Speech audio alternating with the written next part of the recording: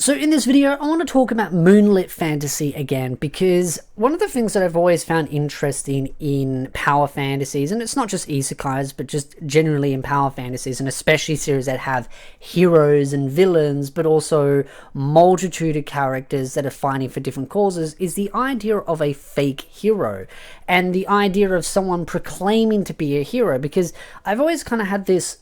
thought process of that a hero needs a villain, but a villain doesn't need a hero. And for those that don't understand what I'm meaning by that and want a bit of context, is that at the end of the day, a hero needs a villain. Without a villain, there is no purpose to the hero. So a lot of the times you have these kind of stories where the hero will try and create an issue, and that's something that actually happens in real life quite a lot,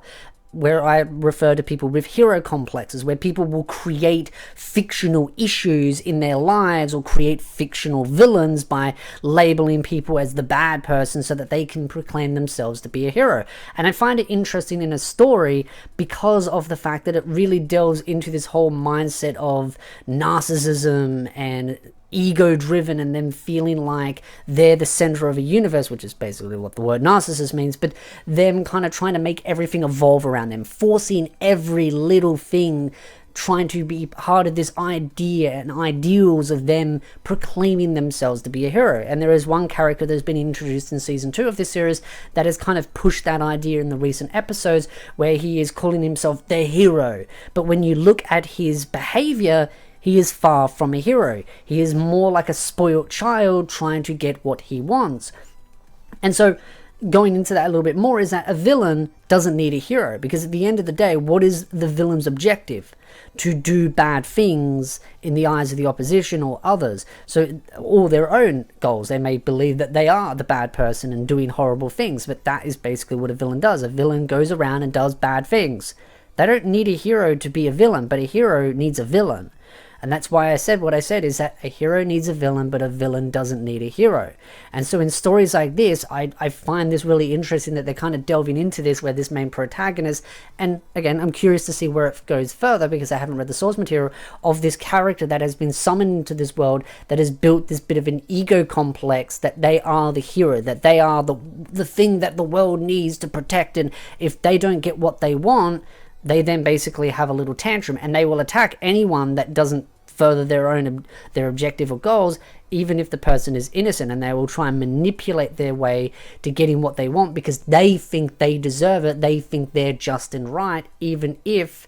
it actually, they are being the villain itself. And so I just kind of found this character very interesting in the story because of the potential of where the story can go, and also the potential interactions that this character could end up having with the main male protagonist when he does end up colliding with them. Because if you watch the opening song, it kind of indicates that the goddess is puppeting all of them, including the main protagonist, and they're all going to end up crossing paths at some point. And they kind of are a little bit crossing paths with some of the other characters, and them just trying to work out things that are going on, and etc, etc. But I feel like there's going to be a proper collision between the three main sort of summoned characters into this world, and how they will interact with each other, I think, is going to be very interesting. And the fact that it isn't just two, where it's like a fake hero and a real hero kind of mindset, this is kind of like blending into, you've got all different individuals trying to go their own different paths. Two of them, I feel like, that have been introduced into season 2 are trying to go down the path of them being a hero, while the main male protagonist, that of course we all know and love from, of course, the start of the series, he is more going on a path that he believes is right, by helping those, building sort of a marketing company kind of thing, and just selling his goods, which can lead to great productivity, but also people having access to new products and goods that they otherwise wouldn't have, like better healing potions, different types of food. And so I think he's doing more good overall by giving more accessibility to things that other people wouldn't be able to have, while these other people going around defeating things that, it's like, okay, sure, they might be defeating a big bad guy that might be threatening one of the human towns or villages or whatever, but at the end of the day, the tools that the main male protagonist is giving could end up helping on a more grander scale, allowing more like the common people, or even the soldiers, military, whatever, or healers, etc., or medics, doctors, whatever you want to refer to them, having these tools available to do more good on a grander scale. So it's kind of like, sure, they might be doing little things, they might be fighting that odd battle and winning, but the main male protagonist in my eyes is doing much more on a grander scale by giving that accessibility. But he's also bringing his own class as well and teaching them, and they will end up being able to do more in the long term. But then you've also got the other two characters, and they have their own little teams as well. But it's kind of a little bit iffy. Like the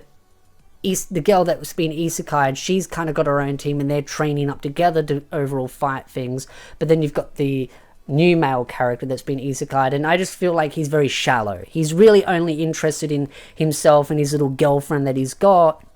and trying to sort of make himself look like a hero rather than actually being a hero itself. And especially if you see the more recent episodes, he's not the most heroic individual, but he claims himself to be the hero. So that's what I really find really fascinating about the series, and I'm so excited to see where the story goes, and I'm so glad that this is going to be a double core season, because honestly, we're getting into some much more interesting parts of the story, and things are kind of,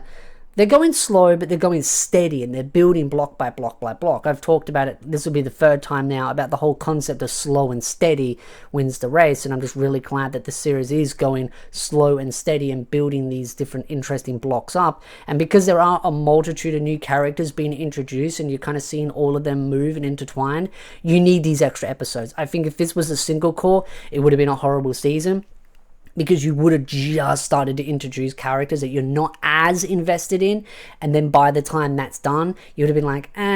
you needed more. So having a double core season is just really critical if you're going to have this many characters being developed at the same time. The first season made sense because most of it was focused on the main male protagonist, with a couple of other characters kind of jumping in and out with a little bit of side stuff, but this is a lot more side story driven and a lot more other major objectives going on, so it really needed that extra time to grow and build and sort of sow the seeds or plant the seeds and allow those